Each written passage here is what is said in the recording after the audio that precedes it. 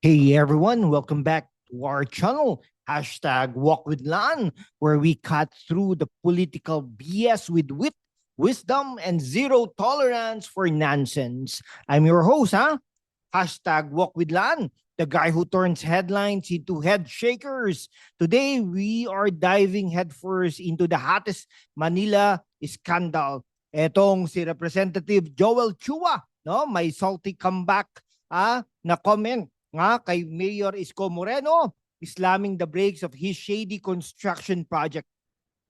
If you haven't heard up, buckle up. This is couple of minutes of direct fire, intellectual takedowns, and engaging rants that will have you nodding along or yelling at your screen.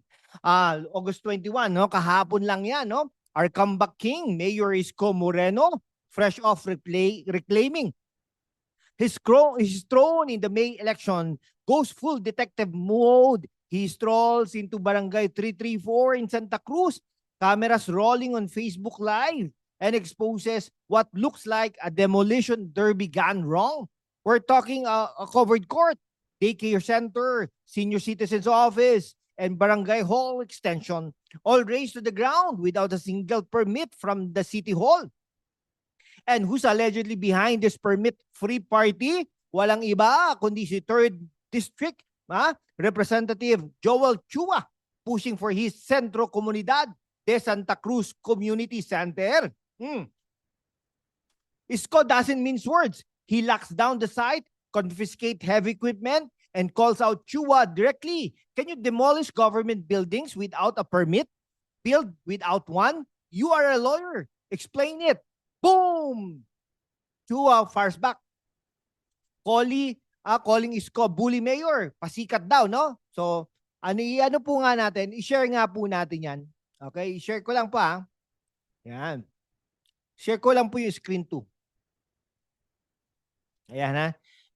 Pakinggan po natin ang sinasabi ni Joel Chua.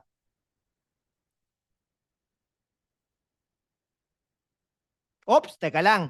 Unang-una po sa lahat, ang trabaho po ng congressman ay gumawa ng batas. Minsan oversight. Kaya nga po nagkakagulo. Bakit po kayo makikipagkumpetensya sa executive? Grabe, DPWH daw. Bakit hindi daw sitahin ni Mayor? Kayo ang nagsasabi, no? Kayo ang nagpro-propose. Pero alam naman po natin ang kalakaran yan. Hindi po ba?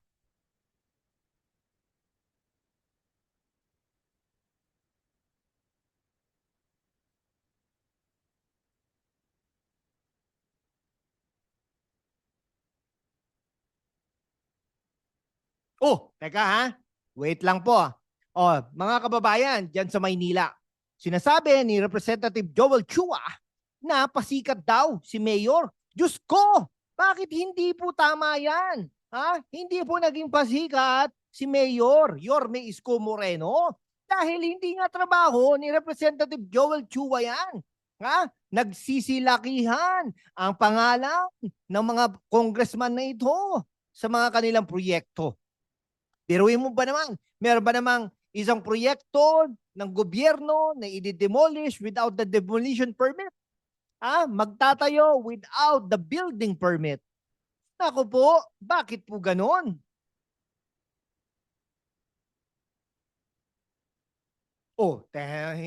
Yan ang mga problema. Sabi niya, pasikat daw, no? Talaga namang, mga kaibigan, no? Talagang enforcement daw yung content. Hindi po content yan. May gobyerno sa Maynila. Grabe. Nakaano ka lang ng isang gobyerno. Ay, nako, ewan. Pakinggan po natin. Tama po yan. This is not about Isko Moreno and Joel Chua. This is about governance, Congressman Joel Chua. Kaya nga naman, bakit nga po ba na-elect ito? Bakit majority po ang nag-elect sa kanya? Yung kay di ba? Sino nga ba 'yon? Sino nga ba 'yon? Isang congressman, no? Natalo, yung kalaban ni Abante, no? Natalo na si Abante, talo pa. Ano ba 'yan? Ganun ba kalakas ang mga congressman na 'yan? Tama yan. It's about the city of Manila and the people of Manila. And the people of Manila deserves the good governance coming from the truly elected mayor of Manila. Hindi po si Chua. Si Chua ay isang distrito lamang. Ang kabuuan ng Maynila, ang nagano po diyan ay ang buong Maynila. Walang iba, ang mayor diyan ay si Mayor Isko Moreno at hindi si Joel Chua.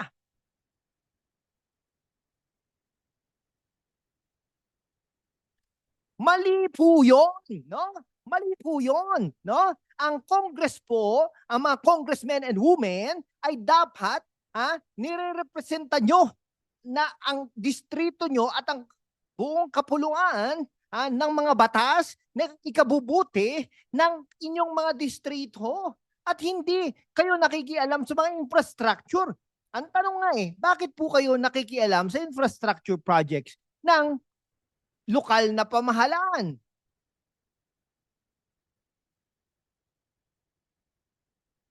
Tama po yun. Ang proyekto nyo po ba ay makabuluhan? At in the first place, hindi po kayo dapat nagproproyekto. Mag-isip po kayo ng mga batas, resolusyon, okay? Na ikagaganda po ng inyong distrito. For example, no? Baka pwede kayo mag-ano ng batas na magkaroon ng incentives sa mga mamumuhunan diyan sa 3rd District of Manila, no? Mga ganung bagay. O kaya isa batas na magkaroon ng exchange students between your district's students with the other countries' students. Something like that. O kaya isang batas na magpapabuti sa imahe ng 3rd District at ng buong Maynila. Nakakaano po, no? Nakakalungkot mga kababayan. Tama po yun. Dapat gibain ang mga dapat gibain. No? Biruin mo, isang abogado, isang congressman na nagpapatayo di umano ng mga milyong-milyon na nakaharap dyan sa mga sidewalk. Kumbaga, bakit po sa sidewalk? Pwede po kayo magrenta na lang sa SM. Mas maganda pa po yun, di po ba?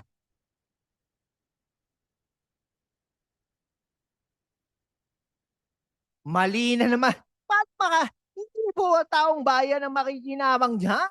Kung, for example, nakaharang sa eskwelahan, walang madaanan yung mga kawawang estudyante at mga kawawang mga senior citizens. Saan ka? Nasaan ang lohika naman natin, mahal na congressman?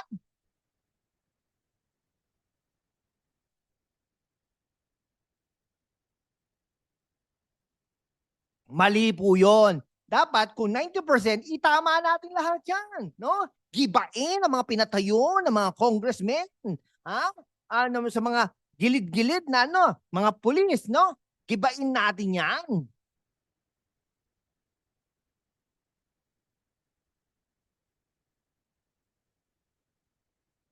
Tama po yan. Gibain na lahat yan, Mayor. No? Lahat ng proyekto ng mga congressmen, pati yung sa 1st District sa Tondo.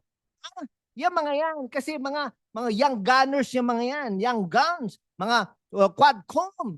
Wag na po natin piliin yan. No? Alam ko kakampi nyo po si Junicio, pero si Junicio ay isa rin quadcom.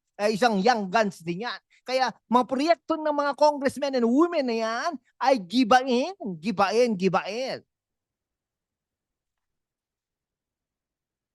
Ay nako, bakit hindi? Dapat naman talaga, Congressman Valeriano, may mga proyekto yata, di umano, na hindi, ewan ko, hindi ko po alam, ha? Ay, nakaka-high blood.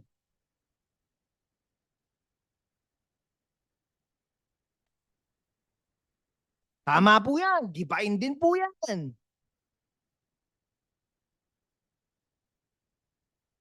Hindi po selective si Mayor, no? Inuuna lang po kayo kasi obvious naman na bakit po kayo magtatayo ng isang barangay hall na ganyan po. Dapat lang naman, yung mga sumusuporta sa inyo na mali ay dapat din parusahan. Grabe naman, maka-chairman ka naman. Chairman ko, konsehal ko, nako po. Teka ha, o Yorme Isko Moreno at yung mga fans, mga tagahanga at taga-suporta ni Yorme Isko Moreno, katulad ko, ay tinatawag na bully si Yorme Isko Moreno. Papayag po ba tayo dyan?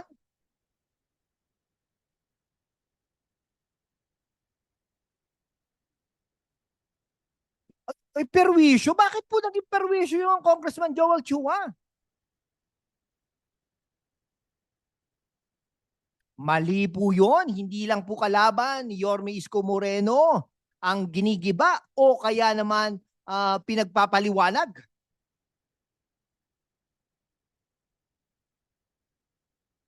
Ay, nanalo, tama po, nanalo kayo, no? Siyempre, alam naman po natin bakit po kayo nanalo.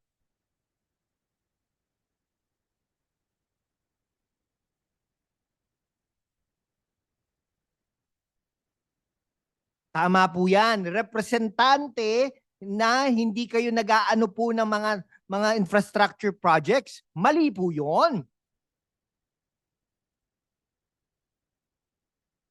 Nako po, third district. Third district, magsabi na kayo, magsalita na po kayo.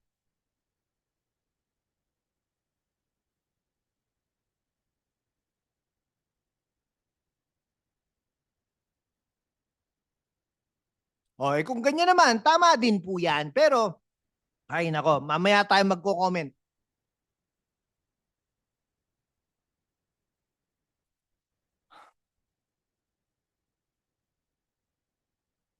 Politika? Namumulitika ka pa eh.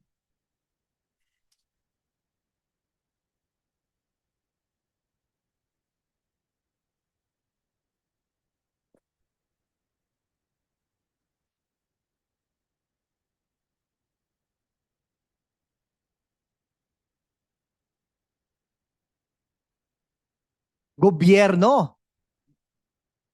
Gobyerno yan. Pamura-mura. Dapat murahin naman talaga kung mali ang ginagawa.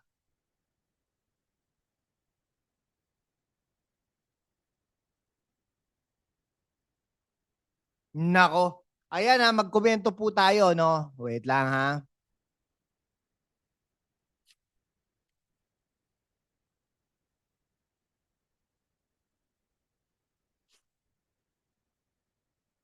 Yan.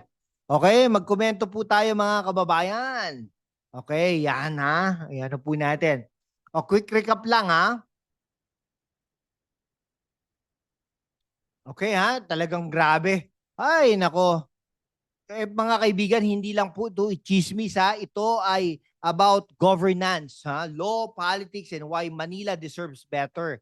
We will break it down section by section. React, ay talagang ano, nagre-react nga po tayo, no? Talaga, let's go. Let's get direct to the point, ha? What were you thinking, Joel Chua?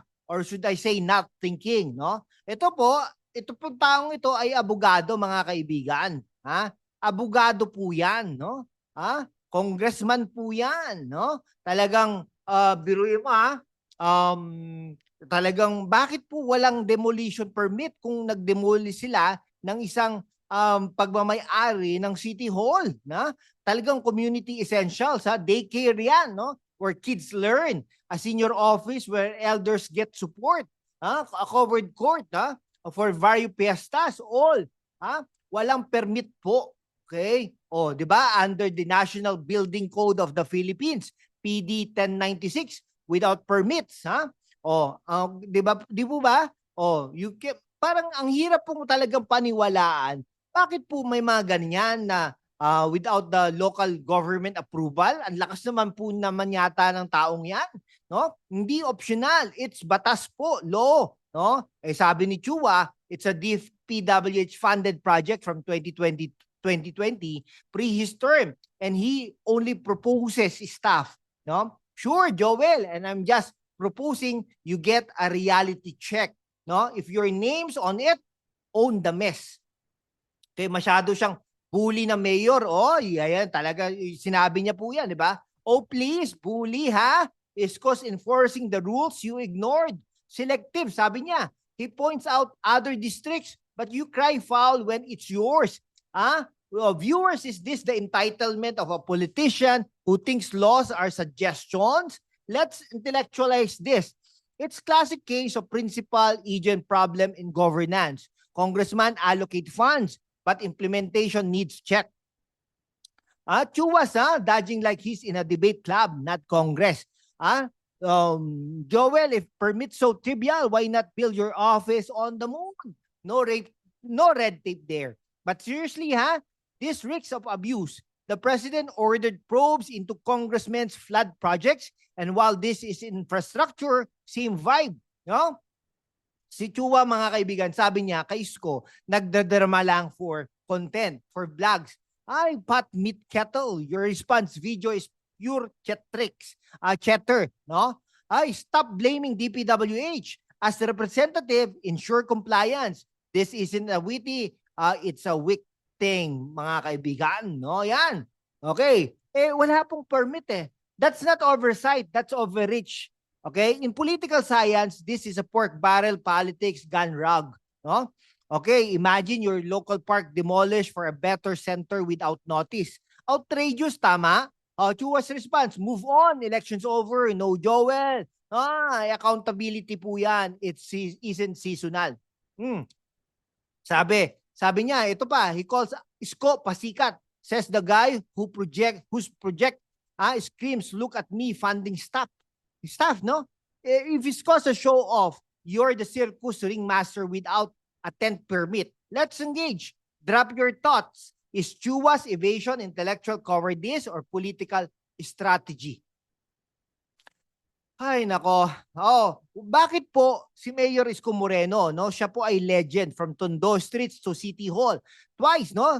In just months back, he's exposing illegalities left and right. Remember the 2 vaults in the mayor's office? He's transparent. Good governance thrives on enforcement. No excuses. Nilockdown ni Isko yun, no? Textbook accountability under local government code. Okay, mga kaibigan, no? Joel Chua is a lawyer. Explain tama mali, no? Isko serving legal realness, no? Si Chua serving deflection, no? He's not selective. He's a systematic. Si Isko po yan, no? Target district, maybe because that's where violations pile up. Viewers recall Isko's for term, no? COVID field hospital in 52 days. No one hungry. That's leadership. Now, reclaiming Manila with Make Manila Great Again, halting illegal builds fits perfectly. Okay.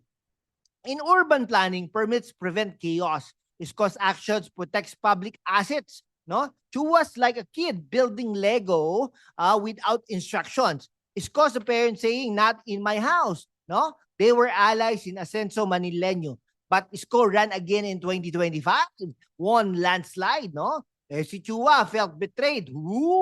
Politics in teen party. Isko's favoring residents over cronies. His FB Live engaging transparency, not vlog content, no? Si Isko po ay witty rin, no? Calling out congressman not learning lessons. This echoes anti-corruption drives like probing pork, no? Manila needs his energy. Si Isko po, who's the really bully, the enforcer or the evader? Okay, zoom out tayo mga kaibigan, no? This ain't just a spot. It's Manila Politics 101, no? Betrayal narrative from 2024. Chua felt betrayed when Isko announced run against Lacuna. No? Joel politics is betrayal with the ballot. Using Isko DDS forces slur, no? Low blow, dude. He won fair, now delivering si Isko po yan, no? So implications for flood control probes. Congressmen overstepping. Si Chua's project mo, though community center, mirrors issues, Joel, collaborate, don't clash. You're a rep, not a wrecker. Manila's future is Isko's vision versus Chua's evasions. Principal agent again, no? Reps propose, but oversight matters. Okay, let's wrap this out mga kaibigan. Couple of minutes rin tayo nagkwentuhan. Nag-react tayo sa video ni Joel Chua, no? Talagang marami pong flaws, no? Critical flaws. Evasion, entitlement versus Isko's favoring strengths. Direct action, wit, intellect, no? Manila deserves leaders like Isko, no? verdict natin, Chua gets permits or get out. Keep slaying Yorme Isko Moreno. No? Thanks mga kaibigan for sticking around. Like, comment your take, subscribe for more. Until next drama, stay witty and good night. Mabuhay ang Pilipinas!